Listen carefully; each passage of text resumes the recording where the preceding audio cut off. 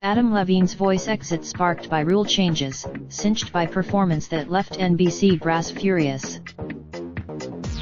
By all accounts, Levine did not want to attend that Sunday taping.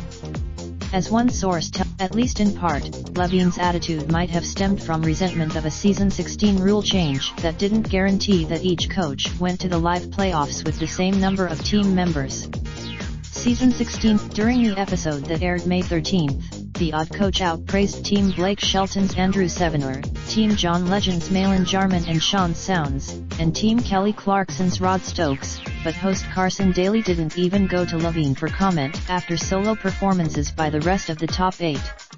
What's more, but it was when Levine brought his apathy out on stage at Radio City Music Hall U in front of his NBC bosses hosting the annual upfront showcase of returning and new programming knew that things came to a head. Singing on stage, Paul Tellaby was said to be particularly incensed. The co-chairman of although accounts differ as to what happened next, one NBC source says Tellaby called for Levine's immediate firing, a position he quickly backed off on. Another source at the but one thing is clear, something changed between May 10th, when and the morning of May 24th, when his exit was announced by Daly on the Today Show. As one insider, Levine's rep declined to comment, instead pointing TV line to the an NBC rep cancelled or renewed. Fate of your favorite. Raindrop, drop top, top smoking, no cooking the hot bar. Fucking on your bitch, yeah, that.